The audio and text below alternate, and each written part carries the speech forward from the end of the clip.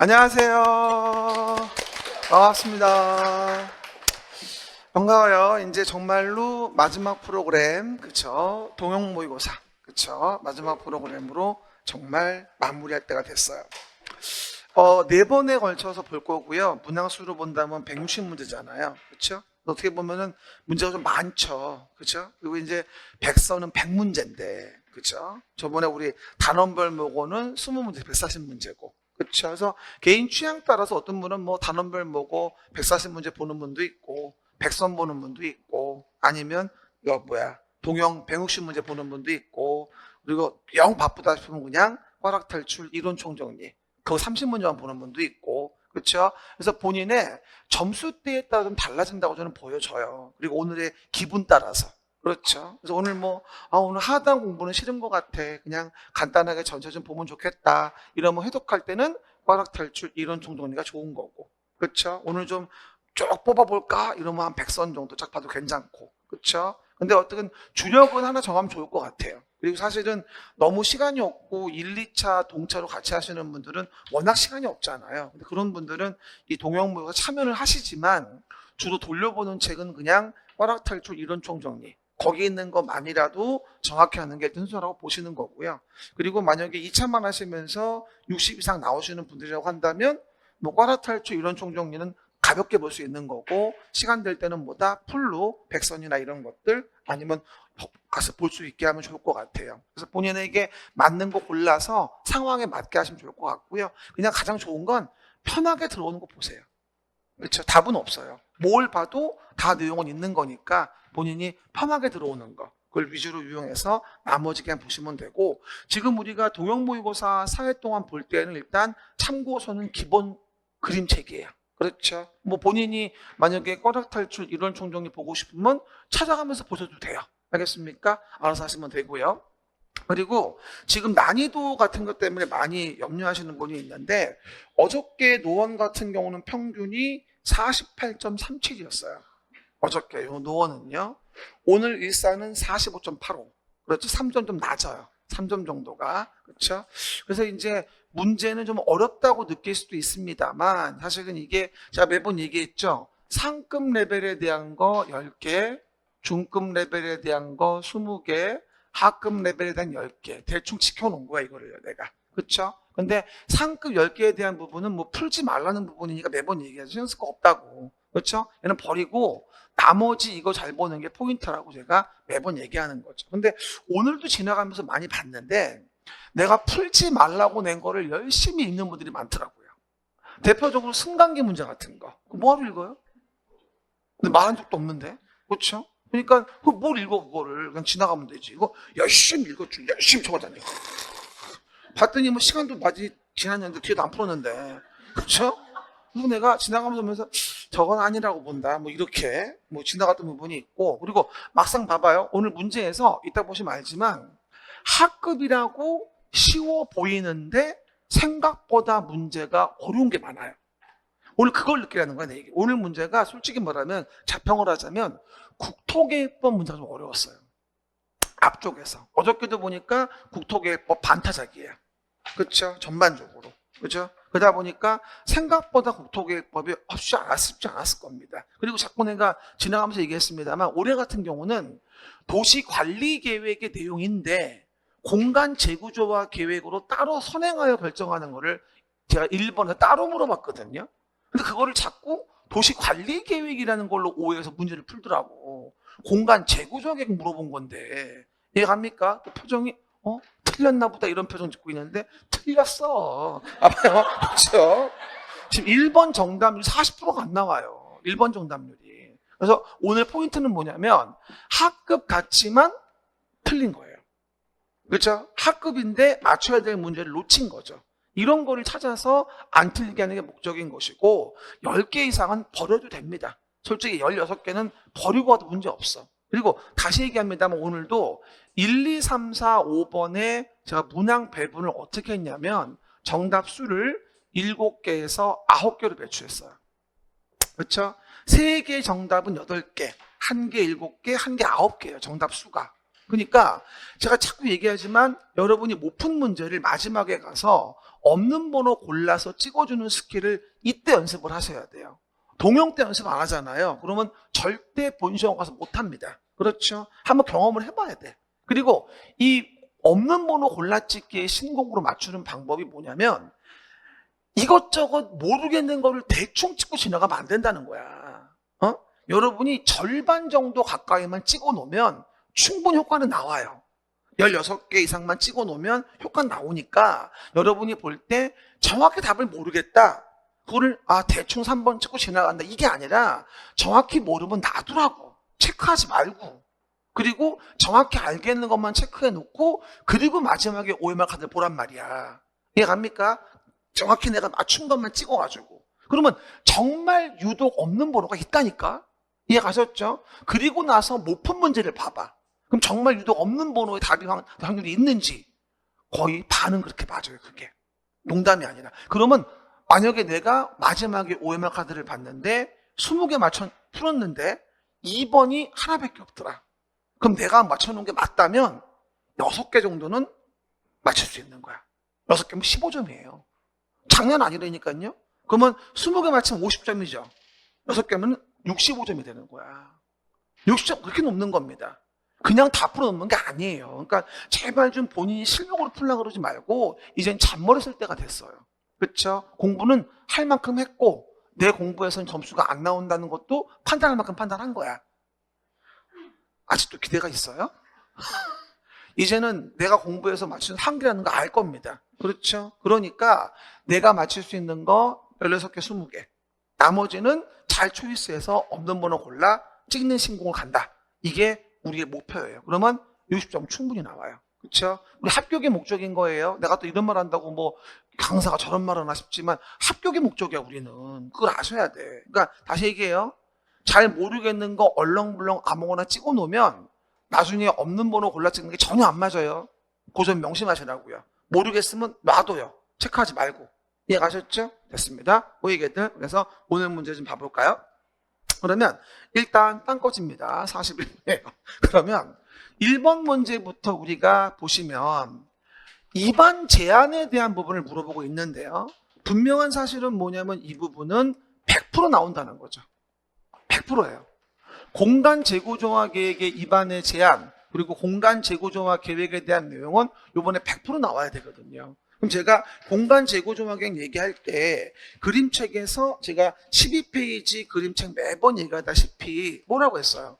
도시를 관리하고자 계획을 만들자. 시작. 도시를 관리하고자 계획을 만들자라고 얘기했어요. 그러면 서울시란 도시에서 서울시장이 도시를 관리하고자 계획을 만들어서 규제코자 하는 게 뭐냐. 그 중에서 토지 이용 규제를 위한 용도지역, 용도지구, 용도구역을 배울 때 용도구역의 내용 중에서 완화에 대한 부분을 특화하기 위해서 새로 도입된 게 3가지가 있다.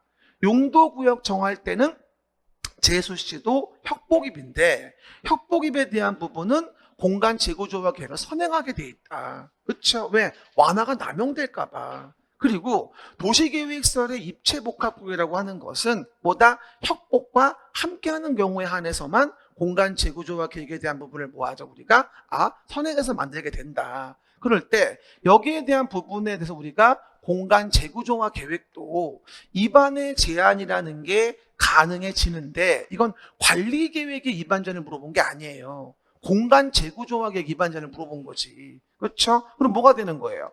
협복에 대한 부분은 뭐다? 3분의 2를 얘기하는 거고 도시계획설 입체복합구역은 5분의 4를 얘기하는 거다라는 거 아니겠습니까? 그러다 보니까 이걸 좀 보셔야 되는데 자꾸 도시관리계획의 기지산에 올라 대입을 보고서 제안합니다. 이러니까 앉아가지고 다 4번 쓰고 5번 쓰고 난리가 난 거야. 위는 신경도 안 써. 어머나 미쳐버리겠네. 그리고 1번 쓴 분들 은근히 많더라고. 근데 1번 봐봐요. 복합용도 지구예요? 구역이에요? 구역이잖아. 제한하는 거 공간 재구조화 계획 제한은 복합용도 구역이잖아. 그렇죠? 왜 그러는 거예요 도대체가. 답은 몇 번이에요? 2번이잖아. 도시혁신구역 도시혁신계획 3분의 2 됐습니까? 그리고 도시계획설에 뭐다? 입체복합구역 관련된 부분은 얼마가 되겠어요? 5분의 4가 되겠지, 이거는. 그리고 협복과 함께하는 경우를 한정하는 것일 거고. 그렇죠. 그리고 기반시설 5분의 4 맞는데요? 이건 도시관리계획으로 제한하는 거고. 지구단위계획구역도 도시관리계획 제한인 거고. 이해갑니까? 이건 공간지구조객 물어본 거잖아, 지금.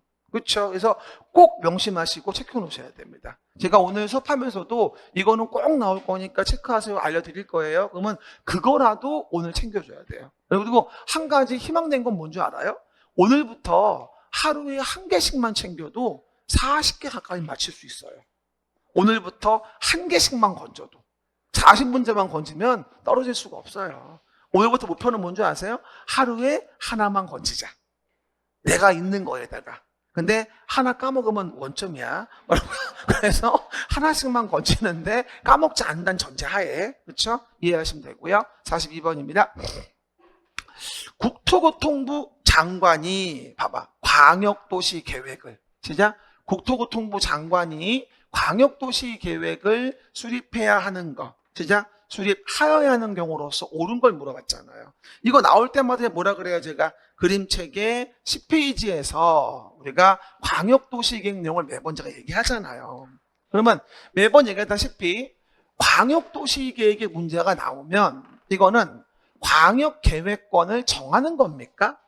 광역도시계획을 만드는 겁니까를 먼저 구분을 해야 돼요. 알겠습니까? 그래서 문제지문 나올 때 계획권이냐 계획이냐. 지금은 뭘 물어본 거예요?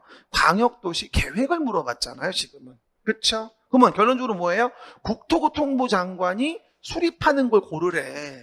그러면 국가계획과 관련됐을 때 누가 만들어? 장관이 만들잖아. 그리고 3년 내 시도로부터 승인 시청이 없으면 누가? 국장이 직접 만들잖아. 둘 중에 하나겠지, 결론적으로는. 그러면 요거에 대한 정답률은 50%부터 잘 안 나왔어요. 48%. 여러분 낸 거 중에서. 근데 이걸 왜 틀렸냐? 정확하게 몰라서 그렇다는 얘기지. 그럼 봐요. 답은 몇 번일까요? 1번이잖아요. 광역계획권 지정되고 3년 지날 때까지 누구로부터? 키워드 시도로부터. 광역도시계획에 승인 시청이 없는 경우니까 1번이 맞잖아. 이거 나올 때 속는 게 뭐냐면 둘 이상 시군으로부터 승인 시청이 없으면 그땐 도가 정확하게 계획을 수립하겠지. 지금은 둘 이상 시도이니까 국장을 수립할 테고. 두 번째 봐봐요. 광역계획권이 둘 이상의 시도에 관할 구역 걸쳐 있다면 시도가 공동으로 수립할 테고. 됐습니까? 시도의 공동 수립. 3번. 광역도시계획을 공동으로 수립하는 시도지사가 그 계획에 서로 협의가 되지 아니했다면 단독이나 공동으로다가 국장에게 조정이라는 걸 신청하겠지. 단독 또는 공동으로 뭐다? 조정 신청. 그리고 시도지사가 광역도시계획의 수립을 요청한다면 시도와 국장이 공동으로 만들 테고. 그렇죠? 만들 수 있는 거죠. 만들 수 있고. 시군이 만약에 요청한다면 뭐하죠? 도지사하고 뭐하죠? 공동으로 수립할 수 있는 거지. 지금은 국장이 수립하여야 하는, 문제 뭐라고요? 국장이 수립하여야 하는, 그렇죠? 내용 단독 수립을 물어본 거니까. 이해가셨습니까? 정답은 1번이고요. 얼마 전에 평가사 유형을 그대로 낸 겁니다. 문장을 바꿔가지고. 얼마든지 물어볼 수 있어요. 이렇게 물어보면요, 지문이 짧아져요. 그래서 간단해 보이지만 어려운 거죠. 그리고 지나가서 보시면 제가 많이 봤는데, 어제부터 많이 봤는데 여러분들 특징이 뭐냐면 문제를 안 읽어요. 문제는 대충 읽고 1, 2, 3, 4, 5만 읽는 거야. 사실 오늘 문제 중에서 문제 지문을 안 읽으면 틀리는 문제가 되게 많아요. 그게 요즘에 산업인력관리공단에서 추구하는 문제 패턴이에요. 그렇죠? 문제를 잘 읽어라. 문제는 진실이고 문항은 나를 기망하기 위한 것들이에요. 그럼 뭐가 더 중요해요? 문제가 중요한 거거든, 사실은. 알겠습니까? 뭘 반대로 이해하시면 안 돼요. 그렇죠? 그에게 답은 1번.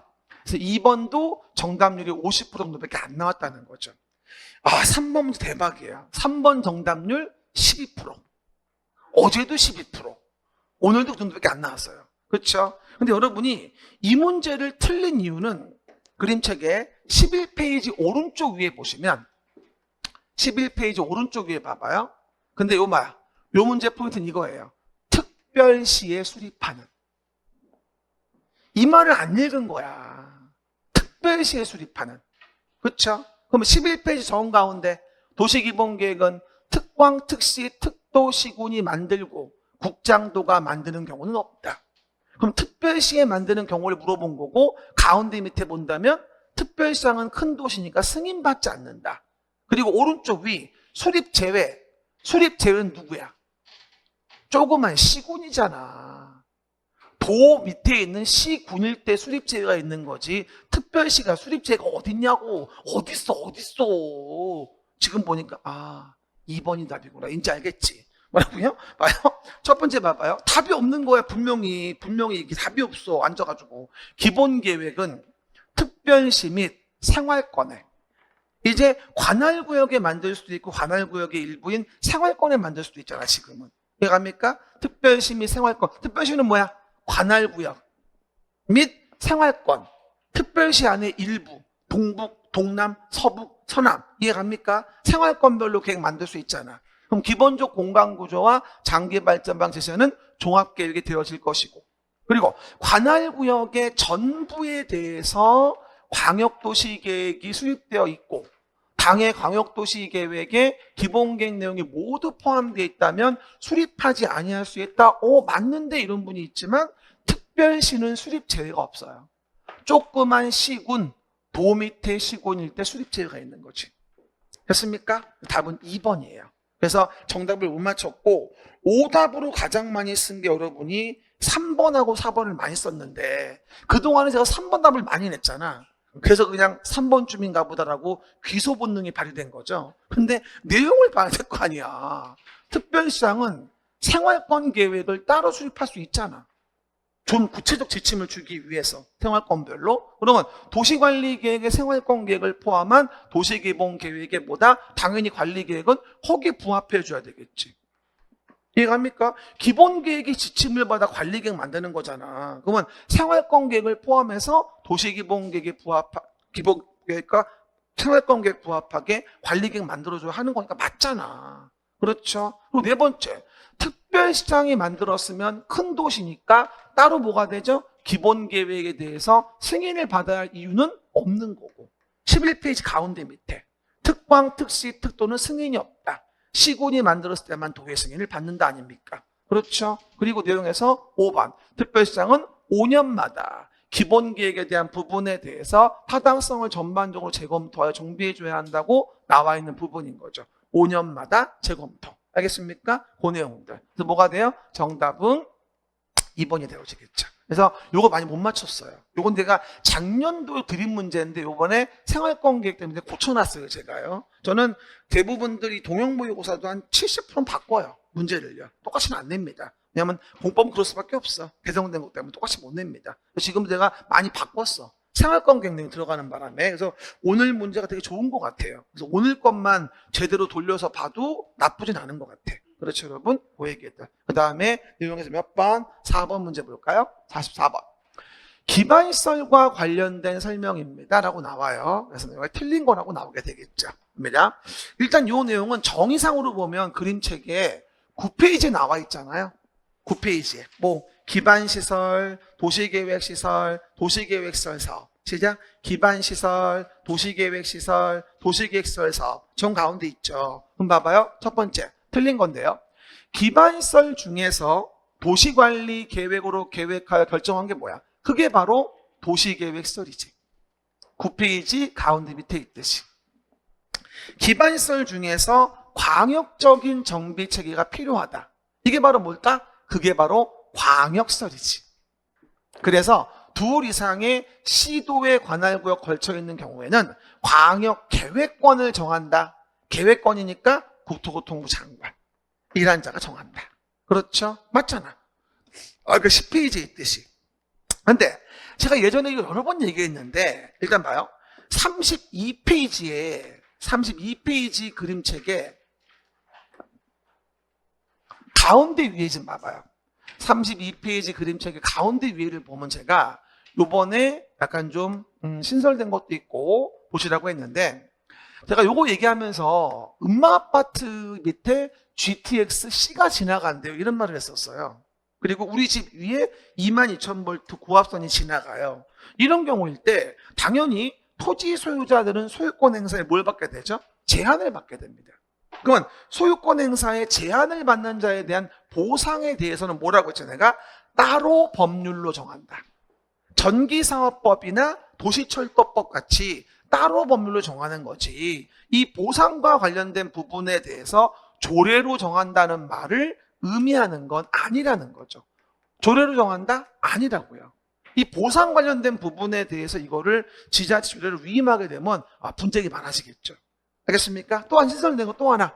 둘 이상의 도시계획서를 같은 토지에 뭐 할 수 있어요? 함께 결정할 수도 있고, 도시계획설이 위치하는 공간의 일부를 구획하여 결정할 수도 있다. 라는 부분에 단어 혼동하지 말고, 저는 100% 장담하건데 이 지문이 언젠간 분명히 나올 거예요. 그렇죠? 이번 시험에 나올지 내년 시험일지는 모르겠어요. 하지만 분명히 나와야 돼요.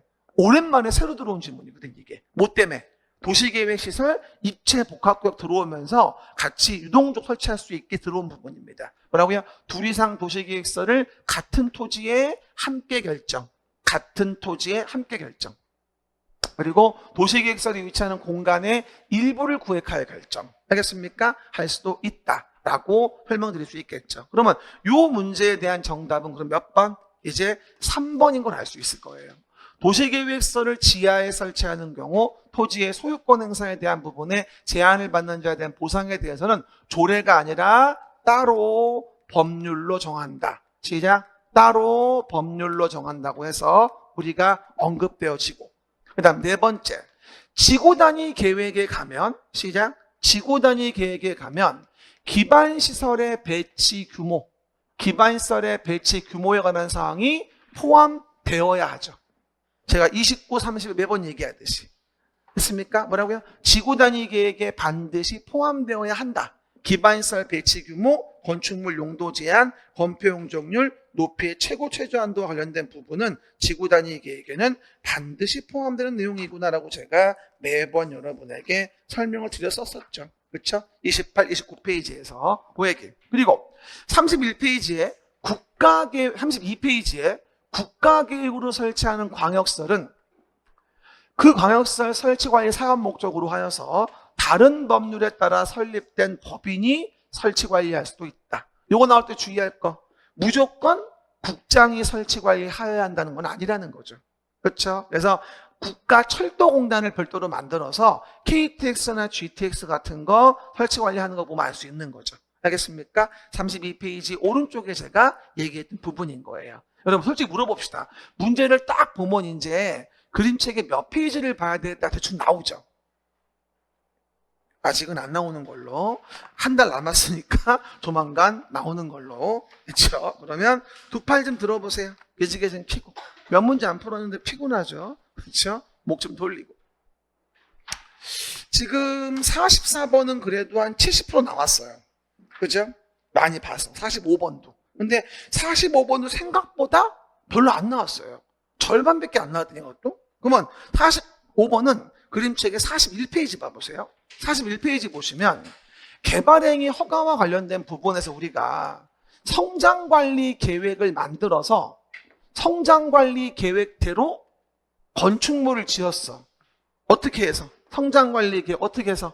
성장관리 계획으로 기반시설 배치 규모, 건축물 용도 제한, 건폐 용적률, 배치 형태 색채, 높이 환경관리 계획, 여기에 맞게 건물을 지었어. 그럼 어떻게 줘야 돼? A한테 S 썼다고 인센티브 줘야지. 그러면 다음에 건폐 용적률을 다음같이 완화할 수 있어. 지금은 뭘 물어본 거야? 이거 물어본 거야. 문제 자체에서 건폐율을 30% 이하 완화할 수 있는 게 아닌 게 뭐냐고 물어본 거잖아. 그러면 여기 보전관리 있어 없어 지금? 없잖아. 이거 틀리신 분들은 이거는 정말 게으른 거예요. 이건 정말 용서할 수가 없어. 45번 틀린 거는 공부 안 한 거야. 이거 어떻게 틀려? 반바퀴 못 맞춰서 반바퀴. 화내는 거 맞아 지금 나. 그렇죠? 그러면 안 돼 진짜 이거는. 이거는 맞춰야 되는 거야. 그러니까 자꾸 얘기하다시피 본인이 정확히 알고 있는 게 얼마나 되는가 라는 걸 판단하는 게 굉장히 중요해 사실은요. 이런 거 틀리면 안 돼요. 이거는 성장관리 계획과 성장관리 계획으로서 건폐율을 완화하기 관한 걸 물어본 거잖아. 근데 보존관리를 어떻게 틀릴 수 있냐고. 이게 말이 안 되지. 알았죠? 어떡하라고요? 본인 능력껏 외울 수 있는 걸 정확하게. 오늘도 이런 학급 문제 틀린 게 있다면 조심하셔야 돼. 사실 1번 문제도 뭐예요? 학급 문제야. 1번도 사실은 본인이 문장을 잘못 읽어서 그렇지. 그렇죠? 그냥 제안만 나오면 그냥 기반시설 5분의 4야. 나머지는 들어오지도 않아도 그래. 그렇죠? 그러면 안 된다고. 재원은 왜 그러는 거야 지금? 뭐 불만 있나? 어쨌든 중간중간 호러불하게 뭐라고 됐죠? 그럼 내용에서 46번. 이것도 쉬워요. 일반 공업지역에서 복합용도 지구를 정했다 이 얘기잖아요. 용도 지구 관련된 거 페이지 20페이지 있죠. 이것도 항상 하던 얘기인데 이거 여러분 물어볼게요. 우리 입장에서 이거 학급 문제예요? 중급, 상급이에요? 학급인 거 알지? 근데 이 문제도 정답률은 40%밖에 안 나왔어요. 그렇죠? 여러분이 왜 틀린 줄 알아요? 앞자만 따서 외워서 그래요. 20페이지 오른쪽 밑에 보면 우리 외웠잖아요. 일반 공업지역의 복합용도 지구를 정했어요. 그러면 준 공업지역에 허용되는 일부 행위를 허용해요. 하지만 그 중에 아노 설액가라 아노주마는 아니되마 이랬잖아요. 아노주마는 아니 된다고. 그렇죠? 그럼 내용에서 봐봐요. 기본적으로 봤을 때 아파트 그다음 노유자 시설 같은 거 안 되는구나. 2종 근생 중에서 단란주점이 안 되고 안마 시술소가 안 되는구나. 근데 앉아가지고 아노 소래가라 아노 주마 아싸 5번 이러니까 틀린 거야. 이거 5번 쓴 분이 30%예요. 그런데 일종 근린생활시설이 안 된다는 말은 없어요. 안마원은 일종 근생이고 안마 시술소가 2종 근생이에요. 그리고 뭐가 안 된다고 나오는 게 안마 시술소 2종이거든. 그래서 아노주마만 외우지 말고 뭐라고요? 이제 외웠으면 그게 뭔지를 정확하게 좀 외워줘라 라는 게 제 주문입니다. 뭐라고요? 아노주마 외웠으면 이제 뭔지 정확히 외워라. 요즘에 공법 문제 보시면요. 건축물 용도 모르면 못 푸는 문제가 되게 많아요. 오늘도 건축물 용도 관련된 게 아마 2-3개 있었을 거예요. 뒤에 건축법에 가도 한두 문제 있고 이 문제도 결론적으로는 건축물 용도거든 사실 이게 따지고 보면. 그렇죠? 그 얘기들. 정답은 3번이 되어져서 이제 실수하지 않도록 하고요. 7번 문제. 도시혁신구역이죠. 제가 도시혁신구역은 그림책에 21페이지 뒤에 붙여놓으라고 했었죠. 그렇죠? 도시혁신구역은 요번에 반드시 나올 또 아주 중요한 기출 파트가 될 겁니다. 해봐봐요. 도시혁신구역 내용에서 틀린 거라고 나와요. 그렇죠? 그럼 제가 도시혁신구역과 관련돼서 도시혁신계획을 만든다 이러면서 내용들을 봤을 때 이 창의적이고 혁신적인 도시공간이라는 걸 뭐하죠? 창출하자 이런 차원에서 도시혁신구역이 나왔다. 그래서 도시혁신구역 이럴 때 매번 얘기하는 게 싱가포르 마리나베이 얘기하면서 이랬던 동네가 이렇게 창의적으로 바뀌었다. 그래서 화이트존을 만들어서 규제 청정적을 만들어가지고 규제를 많이 안 할 때가 창의적이고 혁신적인 뭐가 나오거든. 그걸 정한 게 바로 뭐예요? 도시혁신구역이에요. 이해갑니까? 그래가지고 도시혁신구역의 지정 대상이 어디냐? 누가 정하냐? 공간 재구조학의 결정권자가 다음의 동네에다 정한다. 도심부 도심, 생활권 중심 지역, 주요 기반시설 연계하여 거점 역할을 수행할 수 있는 지역 이런 동네에다가 그렇죠. 그리고 나서 뭐 봐봐. 그리고 항상 완화의 성질이 있는 것들은 뭐라고요? 완화의 성질이 있는 것들은 남용되는 게 우려가 된다. 그래서 남용 방지 차원에서 다른 법률에서 공간 재구조학의 결정을 의지하고 있는 경우라도 이 법에 따르지 아니하고는 도시혁신구역의 지정과 도시혁신구역 결정할 수 없게 하겠다. 그렇죠? 이 조문은 여기만 나와요. 그렇습니까? 어쨌든 간에 남용방지 차원에서. 그렇죠? 그리고 실효 관련된 부분에 대해서 지구단위계획구역, 지구단위계획의 실효 규정을 그대로 준용한다. 구역에서 계획이면 3년, 계획에서 사업 착수 5년 이런 식으로 준용한다. 그 준용하는 건 복합용도구역도 마찬가지다. 이해갑니까? 그 얘기들. 그리고 행위 제한은 도시역 시행구역을 따로 만들게 되어 있는 부분인 거고, 그리고 다음 페이지 위에 도시역 시행구역에서는 다음의 규정에 불구하고 도시역 시행계획으로 따로 정할 수 있다. 주주문건 공학이다. 원래 입지 규제 최소구역일 땐 주주문건만 배제했는데 지금은 공학이 추가됐으니까 주주문건 공학은 도시역 시행구역에서 다음의 법령에 의하지 않고 도시역 시행계획으로 따로 정할 수 있다. 왜? 규제 청정지역 화이트 존이라는 걸 만들려고. 이해갑니까? 그 말이 맞긴 맞아. 규제를 갖다 뭐다? 없애버려야지 창의성이 생겨. 그거 기본적인 루틴 따르다 보면은요, 창의성이 안 생기거든. 그쵸? 그러다 보니까 우리 애들도 좀 가만 보면은 학교 보내지 말고 집에 있으라 그럴까? 가기도 싫어하는데 화이트 존을 만드는 거죠. 청정지역으로. 뭘 하든 말든 지네가 알아서. 망할래나? 학교 가는 걸로.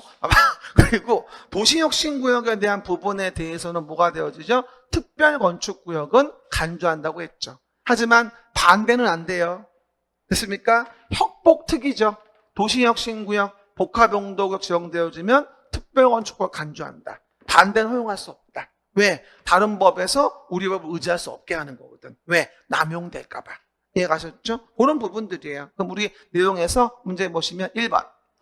도시혁신구역은 공간 재구조화 계획의 결정권자는 주요 기반시설과 봐봐 연계하여 지역의 거점, 키워드, 역할을 수행할 수 있는 지역을 도시혁신구역으로 정할 수 있다. 주어도 까먹으면 안 돼. 공간 재구조화 계획의 결정권자는.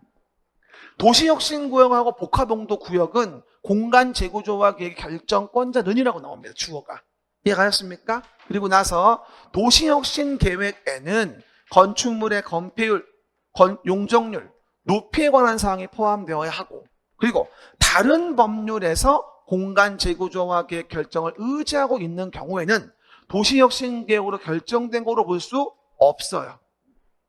그런 경우라도 이 법에 의하지 아니하고는 안 됩니다. 아까 얘기했죠? 뭐라고요? 그런 경우라도 이 법에 의하지 아니하고는 할 수 없다. 왜? 남용될까 봐. 이해가셨죠? 이 법에 의하지 아니하고는 할 수 없고요. 그리고 도시혁신구역에 대한 결정고시가 있었다. 근데 도시혁신계획을 3년 내 안 만들었다. 3년 된 다음 날에 도시혁신구역은 효력을 잃는다. 구역에서 계획이니까 3년. 지구 단위계 그대로 준용한다고 얘기했었죠. 그렇죠? 그 다음 도시혁신구역으로 지정됐다면 뭘로?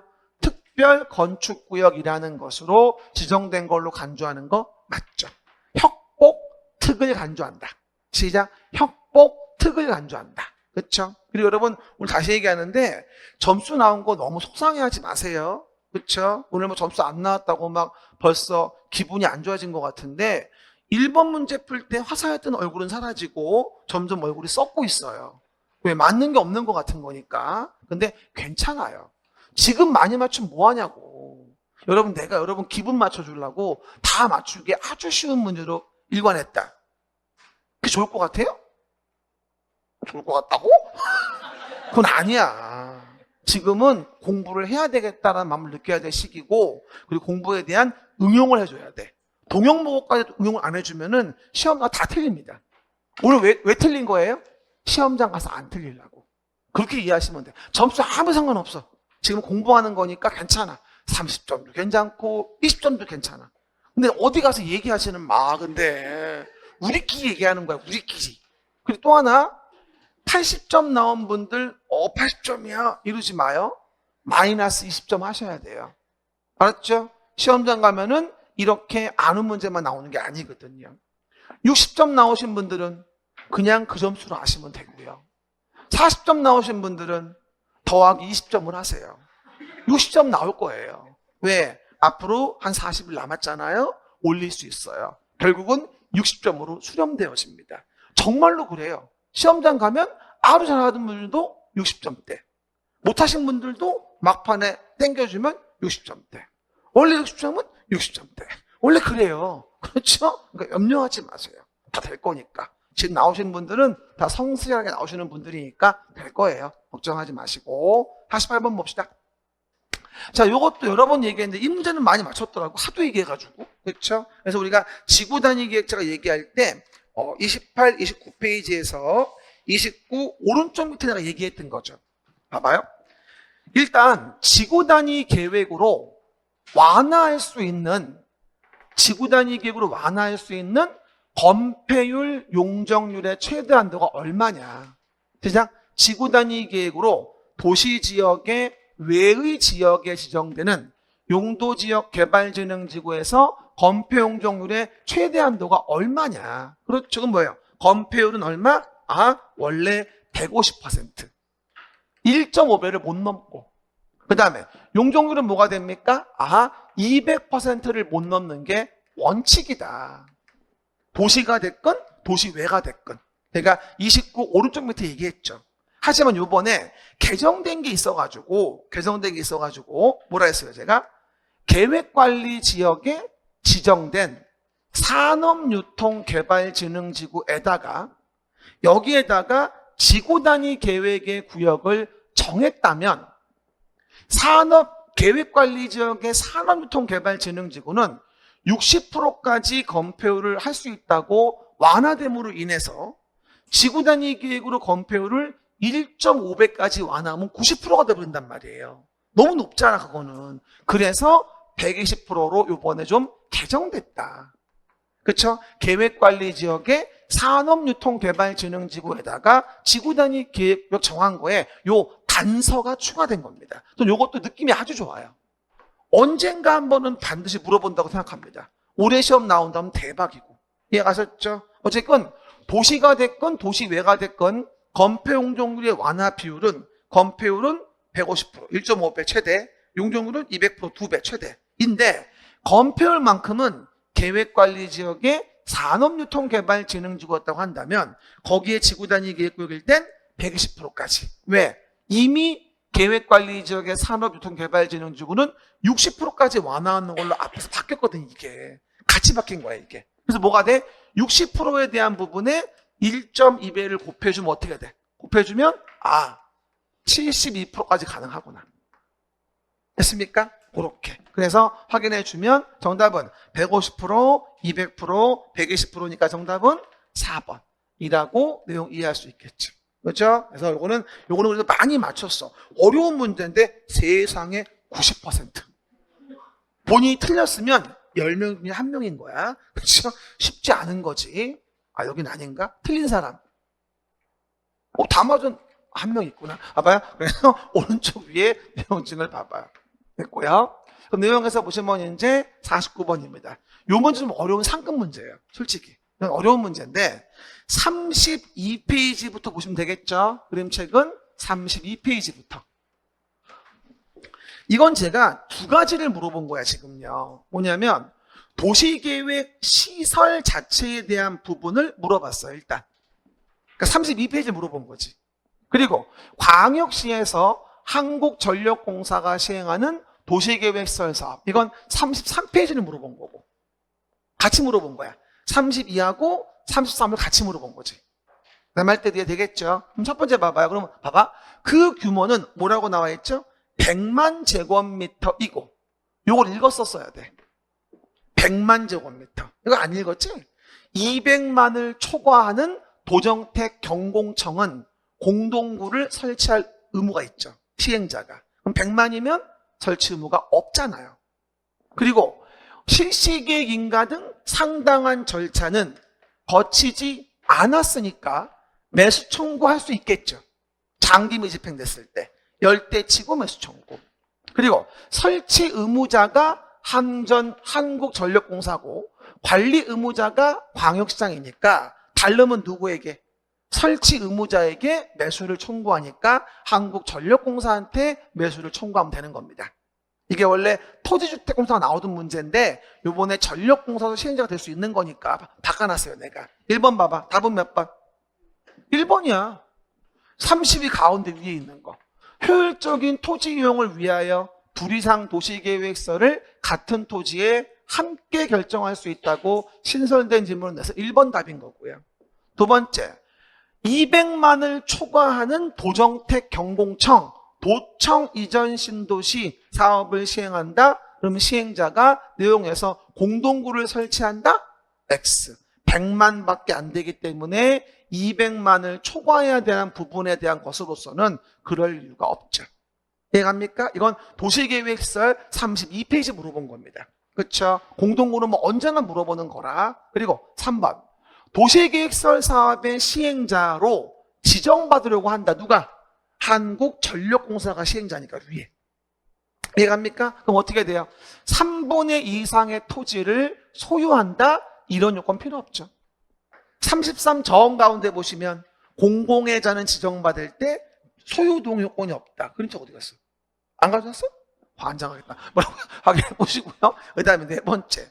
도시계획설 결정고시일로부터 10년 이내에 사업이 시행되지 않아 지목이 대인 토지의 소유자가 매수를 청구한다면 누구에게? 설치 의무자가 전력공사니까 한국전력공사에게 청구해야지. 설치 의무자와 관리 의무자가 다르다. 그러면 설치 의무자에게 매수를 청구해줘야 한다. 34 왼쪽 위에 얘기했었죠. 시작. 34 왼쪽 위. 그 다음 세월이 흘러가서 20년이 되면은 다음 날은 실효하잖아요. 시작. 세월이 흘러가서 이게 안 따라하니까 틀리는 거야. 안 따라하니까. 뭐라고요? 시작. 세월이 흘러가서 20년이 되면 언제? 다음 날은 실효하잖아요. 노래가 떠오른다니까. 앉아가지고 막 환청이 들려. 시험자가 문제를 보잖아. 내 목소리가 들려. 함께 푼 것처럼. 아, 진짜래? 농담 아니라? 근데 수업 안 듣고 혼자 하잖아. 먹통이야 먹통. 아무것도 안 들려. 그렇죠? 그래서 그만큼 우리가 강사와 수강생분들과의 궁합이 굉장히 중요한 거예요. 우리가 왜 배우자 만날 때도 따지잖아. 나랑 맞는 사람을. 강사도 마찬가지라니까. 우리가 지금까지 함께 할 수 있었던 거는 나름 맞았던 거야. 그동안에 약간의 분쟁도 있었지만. 그래서 어쨌든 간에. 나는 분쟁이 없었죠. 여러분 스스로의 분쟁이지. 어쨌든. 그래서 보시면 되고. 그럼 내용에서 50번 봅시다. 개발행위허가 난 이 문제를 굉장히 쉬운 문제라고 하급이라고 생각하고 냈어요. 정답률은 놀라워요. 38%밖에 안 나왔어. 그죠? 이 문제 뭐예요? 개발행위 허가할 때 공공시설 귀속에 대한 부분을 물어본 거잖아요. 공공시설 설치 개발행위 하고 나서 누구에게 귀속되어질 거냐? 그러면 이 부분은 문제 포인트는 이거예요.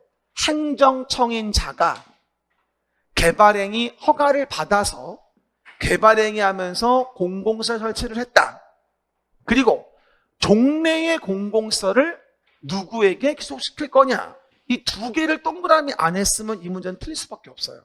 그렇죠? 그럼 제가 항상 그림책에 41페이지에서 내용 등을 본다면 41페이지 오른쪽 밑에 공공시설 귀속과 관련된 부분을 보면서 항상 여러분에게 설명을 드렸죠. 개발행위 허가를 받아서 개발행위를 하는데 새로운 공공시설을 만들었다. 종래 공공시설은 용도 폐지가 된다. 이런 경우일 때 새로운 공공시설과 종래 공공시설은 각각 누구에게 귀속되어지겠는가라고 하는 부분을 본다면 개발행위자가 행인지 비행인지를 보고 새로운 거 얘기하는 건지 아니면 종래 거 얘기하는지를 구분해 보자 이거란 말이야. 그럼 지금 잘 봐봐. 문제에서 행정청이라고 했고 행정청이 개발행위자인데 종래 거잖아. 그럼 누구야? 허가받은 자에게 무상귀속이잖아. 이해갑니까? 아니 간단하잖아. 그냥 이렇게 행정청이 개발행위자고 새로운 거니 종래 거니까 허가받은 자 무상귀속이야. 근데 이 문제만 나오면 앞대 안 떼지고 비행, 일대, 종래, 것은, 치사, 뽕뽀로 뽕뽕뽕 맨날 이거만 써. 아니 읽어봐야 될 거 아니야. 내가 행정청이라고 했는데 자꾸 왜 5번을 쓰냐고. 그렇죠? 요 문제 정답률이 나왔을 때 50번에 많이 쓴 게 2번 답을 많이 썼네. 아니 관리청 무상귀속은 뭐야? 새로운 거잖아요. 이거 안 봤구나, 이거. 종래라는 이 단어를 안 본 거야, 지금. 그러니까 2번 썼지. 거봐. 느껴져, 이제 뭔지? 지문을 잘 읽어야 돼, 지문을. 그렇죠? 그러다 보니까 정답에 대한 부분은 1번이다. 허가받은 자에게 무상기속된다. 2번은 뭐다? 2번은 요거는 관리청 무상기속이니까 새로운 거 얘기하는 거고. 두 번째, 이건 치사뽕 얘기하는 거니까 비행일 때 얘기하는 거고. 관리청은 무상기속이고. 그렇죠? 이건 택도 없는 소리고. 헛소리 5번은 써봐. 5번 헛소리, 개소리. 아니. 소리. 어쨌든 말도 안 되는 소리. 뭘 느껴야 돼? 문제지문 잘 보자. 이렇게 내면 뭐가 좋은 줄 알아요? 문제가 짧아져요. 이렇게 내면. 그러니까 문제지문 자체 조건을 주는 거야. 그래야 문제가 좀 풍요로워지고 짧아지는 거예요. 그런데 1, 2, 3, 4번이 다 쓰지. 한 문제가 이만큼이야. 아주 하수들의 문제지. 이런 게 고수의 문제지.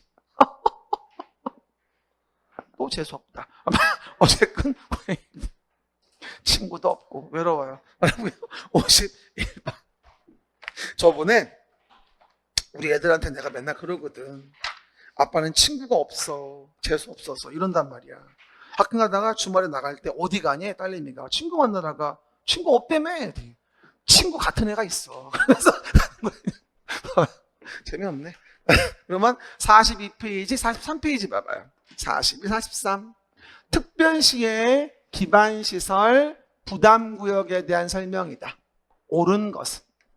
특별시의 기반시설 부담구역 설명이다. 옳은 것은이라고 나와 있죠. 그러면 개발밀도관리구역과 기반시설 부담구역에 대한 구분을 혼동하지 말라고 했죠. 일단 객이면 안 되고 기억나죠? 그리고 곤란하면 강화하자. 개발의 밀도를 관리하기 위해서. 42페이지 왼쪽 위. 그게 개발밀도 관리구역. 용적률 반토막. 주상공에서. 됐습니까? 기반시설 부담구역은 개발밀도 관리구역 외의 지역에서. 이해갑니까? 개발행위가 집중도는 곳에 대해서. 됐습니까? 그 얘기들. 그럼 첫 번째. 특별시장은 기반시설 부담구역을 정한다. 그러면 주민의 의견을 듣는 특징점이 있지. 그럼 물어봐. 개발행위 허가에서 주민이 나오는 두 가지. 개발행위 허가에서 주민 나오는 두 가지? 기성. 기석이가 아니고 기성. 기성이면 주민이지. 기반시설 부담구역과 성장관리 계획구역 관련된 경우일 때는 주민이 나와요. 개발행위 허가에서는. 그런데 그 기반시설 부담구역 정할 때 절차가 일단 주민의 의견을 듣고 심, 지변, 고 하는 거 알고 있죠? 승인받는다는 규정 전혀 없어요. 이해갑니까? 어디? 42 오른쪽에. 위치를 기억해야 들까먹어요. 그러니까 제발 좀 항상 그림책은 위치를 봐. 개발밀도관리구역, 기반시설 부담구역 그림 떠오르잖아, 솔직히 얘기해서. 그럼 오른쪽에 주민 의견 청취와 심지변고지. 이렇게 위치 기억해. 왼쪽은 도시관리계획 내용이 아니라고 했고 주민이 없으면서 심지변고라고 했지. 이런 식으로 위치를 떠올리는 거야. 그러면 훨씬 더 안 까먹어요, 내용 자체를. 그렇죠? 그 얘기들. 그리고 또 하나, 기반시설 부담구역에서는 용도지역에서 용적률 최대한도의 50% 범위 내에서 강화? 뭐래? 이건 개발밀도 관리구역이지. 기반시설 부담구역은 완화해줘도 시원치 않을 판에 무슨 용적률 강화야. 개발밀도 관리구역이지. 그리고 3번 기반시설 부담구역에서 지구단위 계획을 수립한 경우야. 42 오른쪽 밑에. 그럼 봐요. 지구단위 계획의 내용에 뭐가 들어가지? 기반시설 배치 규모 들어가잖아. 그럼 지구단위 계획에 기반시설 내용 들어가기 때문에 기반시설 설치 계획은 그냥 수립한 것으로 봐. 답은 3번. 요건 그래도 많이 맞췄어. 51번은 한 60% 나왔습니다. 참 여러분의 속내를 모르겠어. 난 당연히 맞추겠지. 이건 틀리고 이건 틀리지 않을까 맞추고 어느 장단에 춤을 춰야 될지 난 이게 통계를 보면서 얘기해야 돼. 그래야지 아는 건 빨리 넘어가고 모르는 건 더 얘기해 주지. 네 번째 봐봐. 기존 건축물을 뭐하고 철거하고 신축한대. 43페이지 왼쪽 위. 그러면 연면적 200 초과야, 기존 연면적 초과야? 기존 연면적 초과하는 거지. 왜? 철거하고 신축하는 걸 독려하려고. 그래야지 뭐다? 꽉 차있던 건물을 줄일 수 있거든. 시입장에서 봤을 때도. 그러니까 기존 건축물을 철거하고 종전보다 크게 신축한다면 200 넘는 게 아니라 기존의 연면적을 넘는 것만 부과할게. 이거 안 나와서 우리 시험 아직까지도. 원래 200 넘는 거지만. 이해갑니까? 이해하시고요. 게다가 해당 지역의 전년도 개발행위 허가 건수가 전전년도 건수보다 얼마? 20% 이상 증가한 지역에 지정해야 하겠죠. 됐습니까? 어디? 42 오른쪽 위. 위치 좀 기억합시다. 제발 좀. 아직도 안 늦었어요. 위치 기억을 해야지 기억이 나요. 나도 책이 앞에 없을 때는 항상 뭐 하죠? 위치 기억을 해요. 아, 어디 위에였지? 이게 맞지. 저도 까먹어요. 솔직히 안 까먹지 않거든요. 나도 까먹어요. 안 까먹는 것 같지만. 그만큼 자주 봐서 덜 까먹는 것 뿐이지. 여러분도 마찬가지예요. 자주 보면 덜 까먹어요. 그러면 다음 거 봅니다. 52번. 이것도 정말 여러분은 나한테 실망을 안겼어요. 그렇죠? 나는 이 청문 문제를 내면서 이건 정말 하급이다. 하급 인정, 불인정? 인정. 근데 33페이지 가운데 밑에 보시면 33페이지 가운데 밑에 보시면 우리가 이것에 대해서 외우고 있는 건 세 자밖에 없어요. 허시실, 취소 전, 청문, 하여야 한다. 됐죠? 허시실. 이랬더니 어머나 허시실 4번. 이해하십니까? 이거 4번 쓰신 분들이 46%예요. 예상했던 대로. 그죠? 쓰지 마. 지금 답 체크한 거 아니야. 뭐라고 틀렸어. 답은 봐봐. 청문이부터 뭔지부터 얘기해 줄게. 청문이 뭐였지? 들을 청, 들을 문. 취소 같은, 말소 같은 침익적, 부담적 처분을 할 때 취소 당하는 자들의 권익을 보호하기 위해서 마지막에 의견 진술 기회를 준 게 청문제도예요. 그러면 당연히 취소라고 안 나와 있는 건 전혀 개연성이 없어요. 이해갑니까? 취소나 말소 이런 말이 나와야 되는 거야. 그게 청문 사유야. 됐죠? 게다가 개발행위 허가에 대한 부분에 허가 취소지 제한지역 취소야? 제한지역 취소하면 땡큐지. 허가 제한지역이 없어지면 좋아지는데 왜 청문을 해? 미치겠다. 알았지? 청문은 뭐라고? 취소, 말소 등의 침익적, 부담적 처분을 할 때가 청문이라고. 이해갑니까? 그래서 오해하지 말 것에 해당 내용에 대한 부분은 답은 1번이야. 그러니 4번 쓰면 대부분들이 60%가 되어지는 거지. 그냥 외우지 말고 뭔 의미인지 기억하자. 한 번 더 물어봐요. 청문 왜 한다고요? 취소, 말소 등의 부담적, 침익적, 이익을 침익적 처분하는 경우에 대해서 의견 진술 기회를 주려는 게 청문이란 말이야. 그래서 허시실, 외웠잖아. 취소 전 청문이라고. 허시실, 취소 전 청문 하여야 한다. 근데 왜 틀렸어? 그냥 4번 쓰고. 이런 거 틀리면 정말 속상해요. 그렇죠? 넘어가시면 개발법, 간단한 문제가 나와 있습니다. 요거 다시 물어볼게요. 하급이에요? 상급이에요? 상급이야 이게? 하급이지? 그렇죠? 근데 53번 문제 정답률도 30%가 안 나왔어요. 몇 번 답이에요? 나 못 사겠어 내가 하여튼 간에. 여기 봐봐요. 개발 사업에 대한 부분 제가 항상 얘기할 때 그림 열어주면서 개발 사업에 대한 부분은 새로운 단지와 시가지를 만들어요. 이렇게 얘기했잖아. 그러면 개발 사업과 관련된 부분에 대해서 개발 계획을 만들어가지고 도시개발 구역을 정한단 말이지.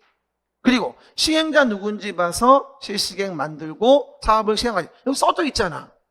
도시개발구역 지정되어지면 도시지역 및 지구단위 계획구역 간주하지만 지구단위 계획은 실시계획에 넣어서 만들라고. 지구 단위 계획은 개발 계획의 내용 자체가 아니라고. 이해갑니까? 그러면 도시개발구역 지정되어지면 도시지역 및 지구 단위 계획 구역을 섹터는 간주하는 거야. 섹터든 에어리언 간주하는 거고, 거기에 안고는 뭐야? 팟 앙금은 실식이 넣어서 만들란 얘기야.